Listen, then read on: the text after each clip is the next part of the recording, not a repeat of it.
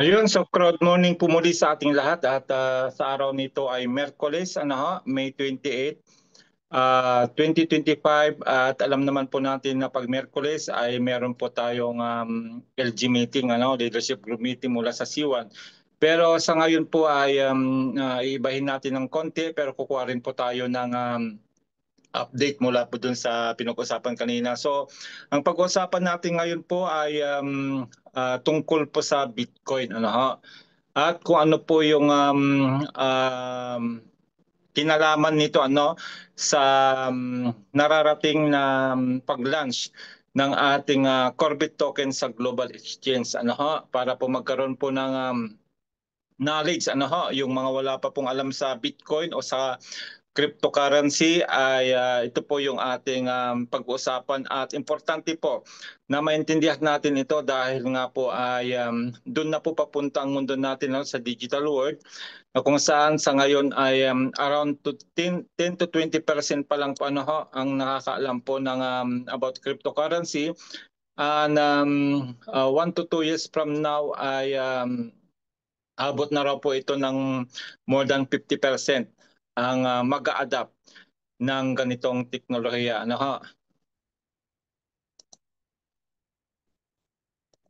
Okay.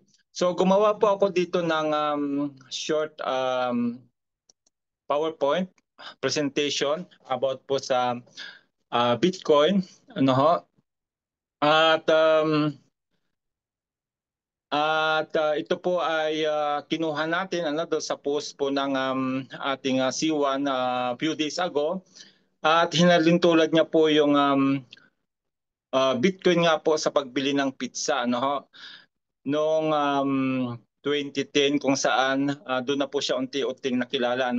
So ito po yung pinost ng ating C1 few days ago. Sabi dito, would you pay 1 billion for a pizza? Dollar po yan. Bibili ka raw po ba ng pizza sa halagang 1 billion dollar? Grabe naman yun. Bakit niya nasabi yon? So ito po yung kwento. Ayan. So noong 2010, meron po isang Bitcoin owner. Yan po ay kalalabas lang po ng Bitcoin that time, 2009 kasi yan na founded, na inilaunch. At wala pong nakakaalam tungkol dito, At karamihan nga po dito ay sinasabi ay scam, fraud, etc. etc. Marami nagsabi na hindi totoo ang digital money. So, ang nangyari sa katuwaan po nung isang pizzeria o nagtitinda ng pizza, dahil wala pong pera yung pong may-ari ng Bitcoin, sabi niya, pwede bang gamitin ko yung aking Bitcoin pambili ng pizza. So that time kasi ay mababa pa yung value ng Bitcoin. Mamaya titingnan natin yung chart, yung value niya from 2009 to 2025 sa kasalukuyan. So sa madalit sabi, nung 2010 ay may bumili po ng pizza sa halagang $41 na ang pinangbili niyang Bitcoin that time ay 10,000 Bitcoin. 10,000 BTC. Yan po yung Bitcoin na sinasabi, 2010. And today, sabing ganyan, after 15 years, 2010 to 2025 na ngayon, so after 15 years, yung 10,000 Bitcoin, na ibinili ng dalawang pizza na nagkakalaga ng $41 lang that time, kasi that time po ay around 10 cents o 9 cents po noong 2009. Mamaya makikita natin doon sa chart. At ang halaga po ng 10,000 Bitcoin sa ngayon ay tumataginting na 1.11 billion US dollar. Grabe yun. Sa halagang $41 after 15 years, ay naging 1.11 billion na po yung 10,000 Bitcoin sa kasalukuyang presyo ngayon. Grabe po, halos hindi ka makapaniwala kasi nga ibig sabihin kung ikaw ay nakabili ng less than $1 worth of Bitcoin from nung 2010, ikaw ay bilyonaryo na ngayon. Bilyonaryo na in dollar po yan, in dollar, hindi po yan sa peso, kundi dollar yan. Magkano po yan sa peso? Siyempre may 0.11. So papalo po yan ng around 60 billion pesos. Grabe yun, di ba? Grabe, sobrang yaman mo na ngayon. 60 billion pesos po yung 1.11 billion dollars ngayon. Same Bitcoin, very different time. Opportunity doesn't just knock, it evolves. Di ba? Ganun po yun eh. Kasi nga, kung ikaw ay pioneer sa isang startup na kagaya ng Bitcoin, that time, nagsisimula pa lang po, ay pwede ka palang yumaman. So may isa pang kwento nung paano nakilala ang Bitcoin. Bukod po dito, ito po ay kwento rin po ito nung kami ay nag-aaral ng crypto, nung may nagtuturo po about cryptocurrency at tungkol nga dito sa Bitcoin. So, kaya daw walang value ang Bitcoin noon kasi nga wala pa siyang paggagamitan. Wala pa siyang paggagamitan. So ngayon ay meron pong mga kabataang players, mga kabataang players na gumagamit po sila ng mga tools doon sa kanilang online game na nilalaro. At para makabili sila ng mga armas, armas yung nakwento doon, armas o tools doon sa mga linalaro nilang game, ay kailangan nilang bumili. Kailangan bumili. Pero that time kasi ay hindi naman kalakihan yung value ng bibili nila. Kung ipapadala po nila sa bangko, ay mas mahal pa po yung charge ng pagpapadala nila kaysa doon sa bibili nila. So naisip ng mga players na ito na ano kaya kung gamitin natin ang Bitcoin? Ayan. Yun na lang yung maging mode of payment natin. Ayan. So trinay nilang gamitin ang Bitcoin at inaccept naman po doon sa online game na nilalaro nila. So pagbula nun po ay nag-trending na po ang Bitcoin. Take note po, ang Bitcoin po 2009 wala pong community po yan Wala yang mga users, maraming users nagagamit, kumbaga nagpapakilala pa siya kasi bagong-bago po yan na digital money o yung tinatawag na crypto money. Nung una ko pong marinig nga po yung cryptocurrency, ang iniisip ko that time ay yung sa Superman, di ba? Tandaan niyo po yung Superman doon sa tungkol sa crypto na pag doon sa crypto ay nahawakan niya ay nanghihina siya. Yun yung alam kong crypto. Pero dahan-dahan ay naintindihan natin dahil may mga nagpapaliwanag. So yung pala yung tinatawag na cryptocurrency, yung Bitcoin o yung tinatawag na digital money. Pera siya na hindi nahawakan. Hindi siya nahawakan pero naipambibili. So yan po yung ating short story kung bakit unti-unting nakilala ang Bitcoin. Pero mas famous po itong tungkol dito sa pizza. Na binili ng 10,000 Bitcoin. Okay. Next. So sabi dito, the future isn't coming, it's already here, sabi dito. Web3 is rewriting the rules. Corbit puts you at the center, real utility, real rewards. So, pinapakilala na po ng ating C1 yung ating very own Corbit token o ang ticker po nito na makikita niyo soon sa mga global exchange o sa mga wallets ay CBIT. CBIT po yan. Pero ang buo pong pangalan niyan ay Corbit token. So, sabi dito, you miss out the pizza moment, don't miss the next one. Grabe, Bakit niya nasabi? Mamaya titignan natin. So, si Corbit token, once na nag-launch na po sa public ito by this June, global exchange by this June, ayon sa roadmap, mamaya dadaanan din natin, ay meron na siyang potential user na more than 70 million. Makikita niyo po yan mamaya sa dashboard ko, pag binuksan ko yung dashboard ko, kung ilan na ba ang member ng C1 mula nung ako ay sumali. Na siya rin ang potential user na gagamit sa kanya once na inilabas na siya sa public. So sabi dito, may real utility siya, may paggagamitan at may real rewards tayong matatanggap habang ginagamit siya. Ano ha? Okay. So another illustration po dito, yan, makikita nyo dito, purchasing power of Bitcoin. Kung makikita nyo po nung 2010, dahil nga po, ito po, papakita ko po muna yung chart para makita nyo. Ayan.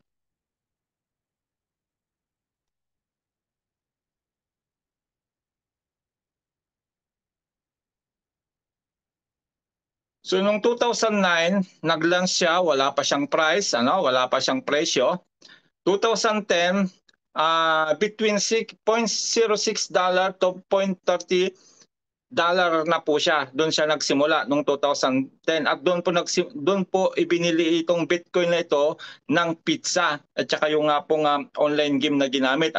So nakita nyo po, $0.06 ang start niya. Hindi nagkakalayo sa ating Corbit ito ha. 0.05 yung Corbit natin. Mamaya papakita ko sa inyo yung actual price ng Corbit token natin doon sa ating blockchain o doon sa ating Clink wallet.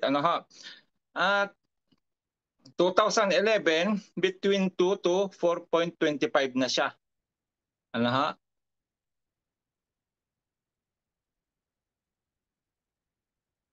Price on January 1st, 0.30, then to 2012, 0.25 na. So ito na po yung itinaas. Ayan, kita nyo po. Ito na po yung itinaas ng kanyang percentage sa taas niya. So ito po ay 2009 to 2012. So punta tayo dito sa 2013 na kasi 2012 yun. So ayan, makikita nyo na po dito, 2013 ay ito na. Ito na ang kanyang itinaas, 5,457% ang itinaas niya at umabot siya ng $751 na 2013, 3 years later. Then medyo bumagsak siya, medyo bumaba siya noong 2014 kaya negative po siya, negative 57.38. Pero rumesback siya uli noong 2015. Tumaas ng 34.58%, 2016 124.19%, 2017 bumulusok uli siya, 1,370% ang kanyang itinaas, umabot na po siya ng 14,156. 2018 nag-negative uli, kasi ang cryptocurrency po ay volatile, taas baba po yan, so nag-negative po siya ng 2018, ibig sabihin bumagsak po siya from 14,000 naging 3,000. Then 2019, tumaas uli siya ng 92.23%. 2020, tumaas po siya ng 302%. 2021, 59.98%.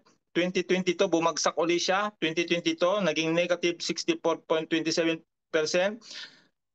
Then 2023, rumesback na naman siya, naging 160.98%, which is umabot po yung all-time high niya ng 43,196. Then 2024, 116% ang tinaas niya.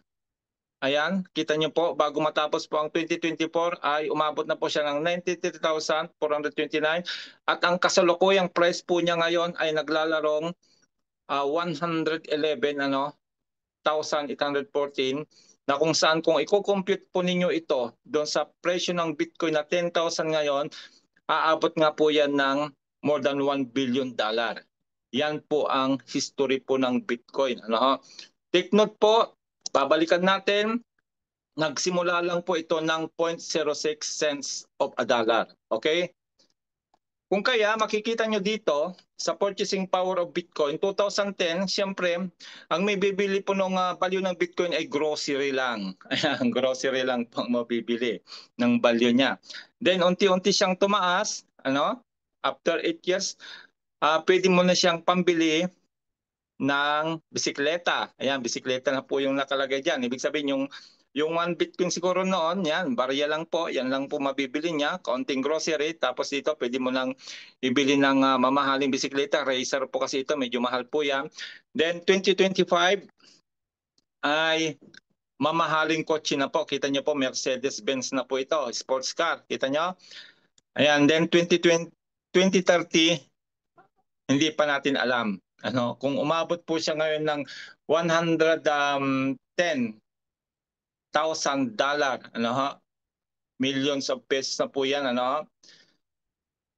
What more pa kaya sa 2030?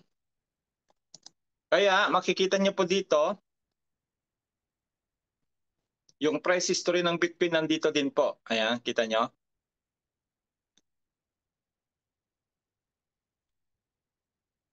Ayan, makikita niyo po naman ito sa Google. Doon ko po yung kinuha. Ayan, nakikita niyo po dito, oh. Taas na siya ng taas hanggang 2024 po ito, oh. Ayan. Okay. So ngayon may knowledge na tayo about Bitcoin, ano? Ulitin ko po, ang Bitcoin 2010 nagsimula sa 0.06 cents of a dollar. Ngayon, puntahan naman natin ang ating Corbit token. Ayan. Ito na po yung Corbit details natin sa mga hindi pa nakakaalam. Ano? Ang Corbit token po ay inilance po ito noong October 17, 2024 during the event in Abu Dhabi. Ano ho? Corbit po yung token name. Then token ticker CBIT. Screenshot niyo po ito para malaman niyo po. Ano ho? Token decimal 18. Maximum supply 10 billion po ang maximum supply nito. So ang network po natin ay Arbitrum, under ng Arbitrum tayo. At ang token type natin ay ERC20, under Ethereum po tayo. Burnable, yes. Verified source code, yes. At ito po yung price niya. Okay? 0.05. Mas mababa lang po siya ng 1 cent doon sa presyo ng Bitcoin 2010. Okay? So ngayon, ang ating Corbit token ay ito po yung roadmap. Ano?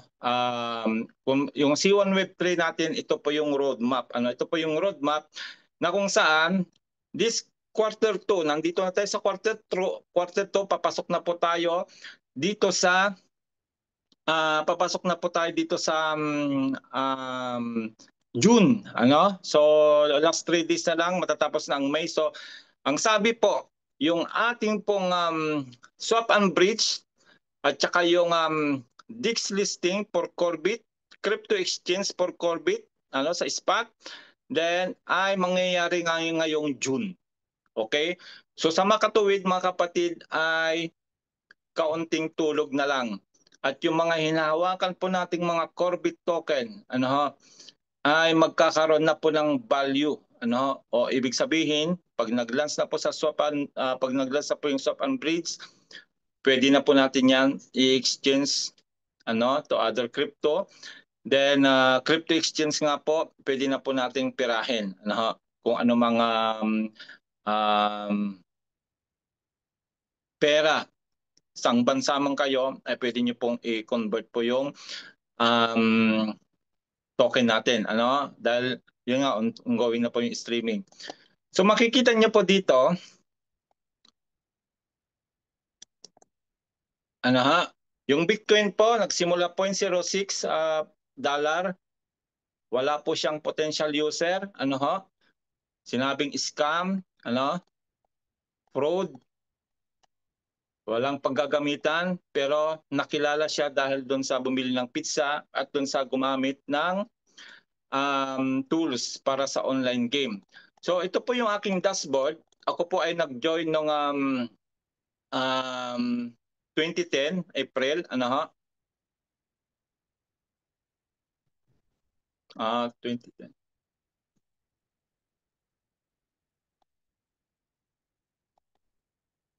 2020 pala ho, 2020 April. So ano na po tayo, ano, 5 years na po tayo nung April, ano ho, at ang narating na po natin ay director to. Mayroon po tayong mga ranking dito po sa C1 o Crowd 1, from Team Leader 1 to Ambassador 3 Star. So nandito na po tayo sa Director 2 at patawid na po tayo ng Director 3. Ano ha? At kung makikita nyo po sa bandang baba nito, nandito po yung nag-join after me mula nung nag-join ako ng 2020. At nung nag-join po ako, meron na pong 3.7 million na nag-join. So ipa-plus po natin ito.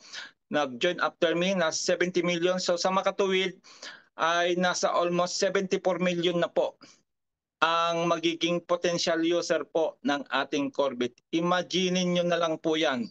Pag yan po ay nag-launch na po sa public, nag-launch na po sa global exchange, ano ang mangyayari? Kaya ang tanong ko ngayon, mga kapatid, meron na ba kayong Corbit? Ano? Dahil kung wala pa, habang mura pa, ay bumili na tayo. So, yung ating Corbit token ay nasa blockchain na po, doon sa ating sariling blockchain. Ang pangalan po ay Ceiling Chain. Ano ha? Pwede nyo po yung i-search. Ano ha? At makikita po natin yung ating mga Corbit sa ating Ceiling Wallet. Ano? Nandito na po sa Ceiling Wallet yung ating Corbit. Ayan, papasok lang po tayo dito sa ating Ceiling Wallet. Okay, learn more.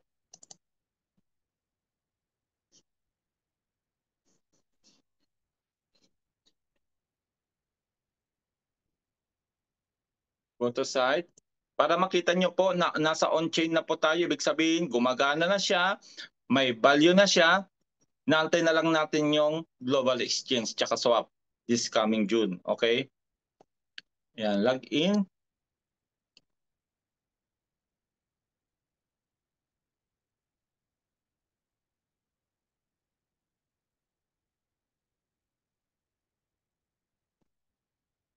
Okay, so ito na po yung ating Ceiling Wallet kung saan po naka-store yung ating pong Corbit token. Ano ha? Nandito po yung ating Corbit token.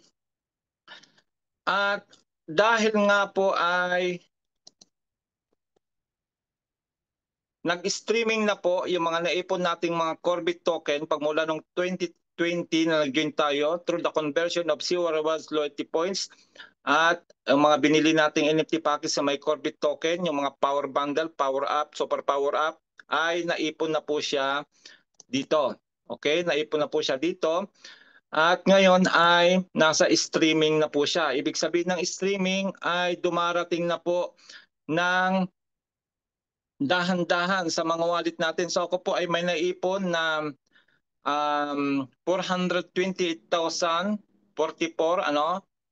Corbit yung nai-stream, bukod pa po doon sa naka-stick na po na mahigit na around around 70,000 na po mahigit yung naka-stream, at may parating pa po sa August. Ayan, may parating pa po sa August na 30,000 pa po. Ayan, mahigit.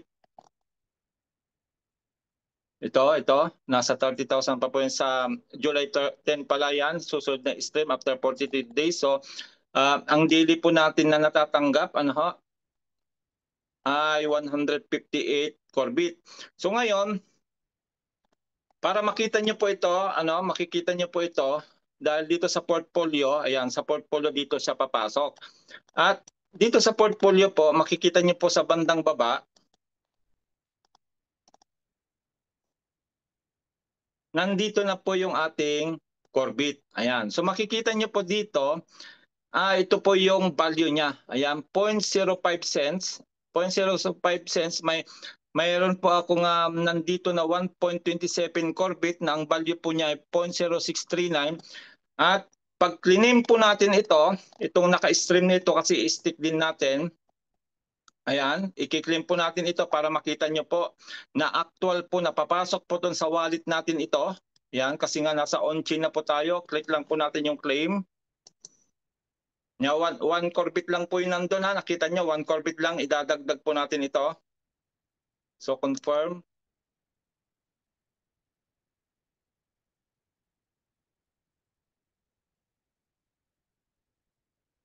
Ayan. So nandyan na siya. Kung i-click naman natin yung stick, dito na po siya papasok. Dito siya papasok. Tayo lang natin.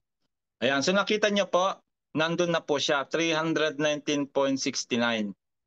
Plus na 318 plus na dagdag yung 1 na Corvette na natira doon sa in-stick ko. At kung babalik po tayo dito sa portfolio, yan, balik tayo sa portfolio. Ayan. Yun po yung value niya ngayon, yung aking claim, $0.16. Nakita niyo po, may value na siya kasi nga nasa blockchain na po siya, nasa on-chain na po siya. Kulang na lang talaga yung exchange natin tsaka yung swapping at pera na po yan na maliwanag. So makikita niyo po dito sa bandang baba, may iba pang mga crypto na kasama dito. Kasi nag-try din po ako magpasok dito ng USDT, ng Polygon, ng IXT. Ayan po may mga value yan. At yan nakita niyo po yung claim ko po na 318, 15.9846 po dollar ang value niya sa 0.05. Okay? So yun po mga kapatid, yan po yung sinasabi namin na wag na kayong magpaiwan habang 0.05 cents pa lang po ang value niya. Dahil manghihinayang kayo na kung ito ay magagay sa Bitcoin, malaking panghihinayang na ako po nanghihinayang ako talaga na hindi ako nakabili ng Bitcoin sa totoo lang. Kaya talagang ginawa ko ang lahat para makaipon ng maraming Corvette at ito po yung magbibigay sa akin ng financial freedom soon. At ipapakita ko po kung paano po yan. Ito po sa susunod na video natin, makikita nyo po yung tungkol sa staking naman. So gagawa tayo ng part 2. So dito po matatapos yung pong kwento ng Bitcoin natin na related po sa ating Corvette token. So next topic po natin ay ito naman pong staking. Na kung saan ito yung nakikita namin na magbibigay po sa akin ng early retirement.